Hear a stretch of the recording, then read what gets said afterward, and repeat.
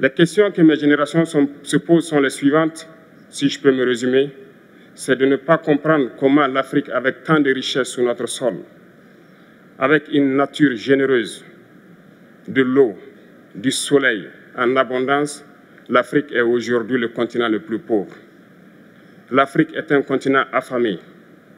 Et comment se fait-il que les chefs d'État traversent donc le monde à mendier? Voici des questions que nous nous posons et que nous n'avons pas de réponse jusque-là. Nous avons l'occasion de tisser de nouvelles relations. Et j'espère que ces relations puissent être les meilleures pour donner un meilleur avenir à nos peuples. Pour ce qui concerne le Burkina Faso, aujourd'hui nous sommes confrontés depuis plus de 8 ans à la forme de manifestation la plus barbare, la plus violente du néocolonialisme, de l'impérialisme. L'esclavage qu'on tend encore à nous imposer. Nos dévanciers nous ont bien appris une chose. L'esclave qui n'est pas capable d'assumer sa révolte ne mérite pas que l'on s'apitoie sur son sort. Nous ne nous apitoyons pas sur nos sorts, on ne demande pas que quelqu'un s'apitoie sur notre sort. Le peuple burkinabé a décidé de lutter contre l'île terroriste en mesure de relancer son développement. Dans cette lutte, des vaillants peuples, des vaillantes populations se sont engagées à prendre les armes face au terrorisme, ceux que nous avons affectueusement appelés les VDP, des volontaires. Nous sommes surpris de voir les impérialistes traiter ces VDP de milices et de tout type. C'est décevant, parce qu'en Europe, lorsque des peuples prennent les armes pour défendre leur patrie, on les traite de patriotes. Nos grands-pères ont été déportés pour sauver l'Europe. Ce n'était pas avec leur consentement, contre leur gré. Et bien au retour, on se rappelle bien qu'à Tiaroy, lorsqu'ils ont voulu revendiquer leurs droits élémentaires, ils ont été massacrés. On aura remarqué que je ne parle pas d'aide, parce que je ne crois pas en l'aide en réalité.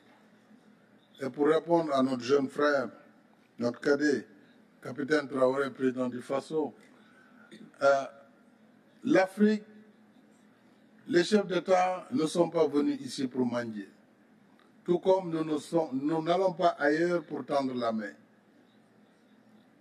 Nous travaillons pour un partenariat d'égale dignité entre les peuples. C'est le même discours qu'on tient à Dakar, ici à Saint-Pétersbourg ou à Washington. Donc je pense que le combat de l'Afrique est d'abord un combat pour la dignité. Et ce combat, il transcende les générations. Je suis très heureux, moi, d'être à côté du président Museveni ou du président Denis Sassou Nguesso, qui ont été pour l'un des combattants de la liberté, pour d'autres, des modèles de résilience. Et chaque génération a son combat à mener. Le nôtre, c'est de combattre d'abord le terrorisme qui est en train de gangréner notre continent. Mais aussi, c'est de travailler pour le développement de notre continent. Mais si on y regarde de très près, pourquoi l'Afrique en est à cette situation?